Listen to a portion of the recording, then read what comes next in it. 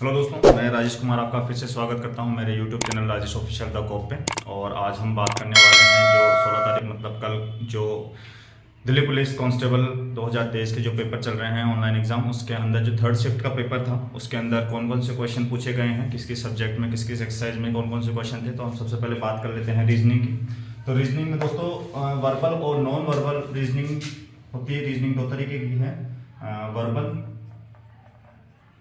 और non verbal.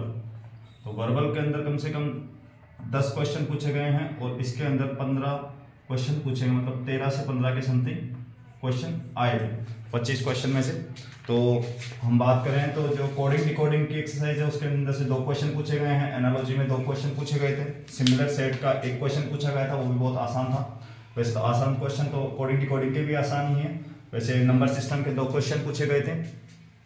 उसके बाद में अल्फाबेटिकल सीरीज का 1 क्वेश्चन पूछा गया है। डाइस के 3 से 4 क्वेश्चन पूछे गए हैं। रीजनिंग के जो थर्ड शिफ्ट वाली एग्जाम था उसके अंदर 3 से 4 क्वेश्चन आए थे। तो सबसे ज्यादा क्वेश्चन रीजनिंग के वो डाइस में से पूछे गए हैं। मैथमेटिकल ऑपरेशन में से 1 क्वेश्चन पूछा गया था।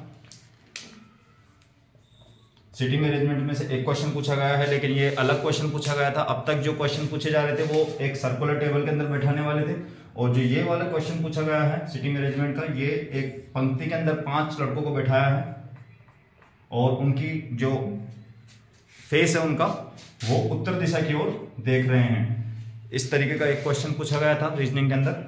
और आगे बात करते हैं फिगर सीरीज की। फिगर सीरीज में से 2 क्वेश्चन पूछे गए हैं। फिगर कंप्लीशन में से 2 क्वेश्चन है। हिडन फिगर का 2 क्वेश्चन पूछे गए। पेपर फोल्डिंग का 1 क्वेश्चन है। मिरर इमेज के 2 और फिगर काउंटिंग के 1 क्वेश्चन पूछा गया था। इसके अंदर फिगर काउंटिंग के अंदर ट्राइंगल पूछा गया था कि कितने ट्राइंगल इस दी हुई जो भी आकृति है उसके अंदर मौजूद है, ये क्वेश्चन था।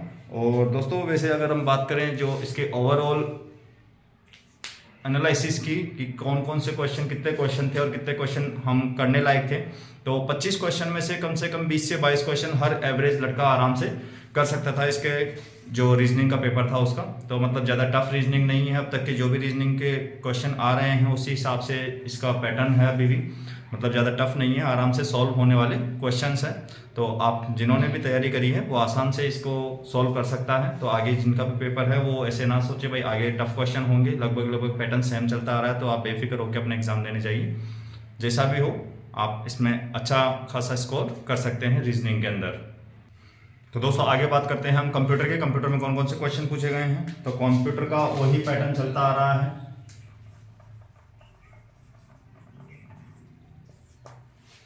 एमएस वर्ड में से 3 से 4 क्वेश्चन है। फिर आ जाता है एक्सेल। एक्सेल में 4 से 5 क्वेश्चन पूछे गए हैं। ईमेल का 1 क्वेश्चन आया है। उसके बाद इंटरनेट से 1 क्वेश्चन पूछा गया है। दोस्तों बात करें इसके अंदर जो क्वेश्चन कौन कौन से आए थे, तो उसके अंदर जो सबसे पहला एक क्वेश्चन पता चला है वो है रिप्लेस के बारे में पूछा गया। रिप्लेस कहाँ होता है। तो दोस्तों रिप्लेस शॉर्टकट होम के अंदर एडिटिंग के अंदर होता है। कोई भी अगर हम डॉक्यूमेंट टाइप कर रहे हैं, कोई भी फाइल बना रहे हैं, उसके अंदर कोई भी एक वर्ड है जिसको आपको चेंज करना है कि पूरे आपका जितना भी आपने टाइपिंग करी है उसके अंदर सब जगह से वो चेंज हो जाए, तो उसको रिप्लेस का यूज़ किया जाता है। तो ये आपके होम के अंदर एडिटिंग के अंदर मिलता है और इसकी शॉर्टकट की है Ctrl+H। उसके बाद में आ जाता है ISP की फुल फॉर्म पूछिए, तो इंटरनेट सर्विस प्रोवाइडर होती है ISP की फुल फॉर्म। सेल का एड्रेस कैसे लिखते हैं। तो सेल का एड्रेस लिखने के लिए पहले कॉलम का नंबर लिखते हैं, उसके बाद में कॉलम का एड्रेस लिखते हैं, उसके बाद में रो का एड्रेस लिखते हैं। फिर उसके बाद में आता है पेज ब्रेक क्या होता है। अलाइनमेंट से एक क्वेश्चन पूछा गया था कि जस्टिफाई अलाइनमेंट क्या होता है। ये जस्टिफाई अलाइनमेंट मतलब जब हम कोई भी डॉक्यूमेंट टाइप करते हैं तो दोनों तरफ से बराबर लाइन के अंदर लिखने के लिए जस्टिफाई अलाइनमेंट का यूज किया जाता है। आपने देखा होगा 3 तरीके का होता है। जब न्यूज़पेपर पढ़ते हैं तो न्यूज़पेपर के अंदर जो अलाइनमेंट आता है वो जस्टिफाई अलाइनमेंट ही होता है। उसके बाद में सेवेज का एक क्वेश्चन था, सेवेज के बारे में पूछा गया था उसके अंदर। नेक्स्ट अगर हम बात करें मैथ्स की, तो मैथ्स में कौन कौन से क्वेश्चन पूछे गए थे दोस्तों। तो मैथ्स के अंदर नंबर सीरीज में से 1 क्वेश्चन पूछा गया है। LCM HCF का 1 क्वेश्चन पूछा गया है इसके अंदर, जिसके अंदर 3 संख्याएं दी गई थी। LCM HCF इसके अंदर 3 संख्याएं दी गई थी और 2000 से लेके 3000 के बीच में कितनी संख्याओं से वो डिवाइड हो सकती है, उसके बारे में पूछा गया था। अगला जो सरलीकरण में से एक क्वेश्चन पूछा गया, बिल्कुल फॉर्मूला बेस है। रेशो प्रोपोर्शन का एक क्वेश्चन पूछा गया था जिसके अंदर ए और बी, ए रेशो बी दिया गया है, वो है 5:3, और उसके बाद में A cube plus B cube upon में A cube minus B cube की वैल्यू पूछी गई थी। पार्टनरशिप और एज में से कोई भी क्वेश्चन नहीं पूछा गया है इसके अंदर। परसेंटेज का एक बहुत आसान क्वेश्चन पूछा गया है, जैसे किसी संख्या को पहले 25% बढ़ाया जाता है, कि कोई संख्या को पहले 25% बढ़ाया जाता है, पहले इंक्रीज कर दिया, उसके बाद में 20% डिक्रीज कर दिया, फिर 20% उसको कम कर दिया। तो अब जो संख्या है वो पुराने वाली संख्या से प्रतिशत क्या है, उन दोनों संख्याओं का प्रतिशत क्या है वो पूछा गया है। प्रॉफिट के बारे में जो क्वेश्चन था कि वस्तु को पहले 4800 रुपए में बेचने पर, प्रॉफिट एंड लॉस से क्वेश्चन है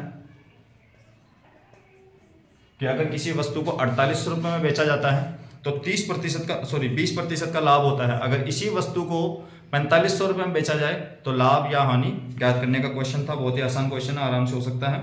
डिस्काउंट है, डिस्काउंट के बारे में क्वेश्चन जो है वो एमआरपी दी गई है कि सीपी का 9/8 है, एमआरपी सीपी का 9/8 है, तो 3% लाभ के लिए कितना डिस्काउंट देना पड़ेगा, ये भी बहुत आसान क्वेश्चन है इसके अंदर जो दिया हुआ है। वर्क एंड टाइम का बहुत आसान क्वेश्चन आया है, हर किसी को आता है।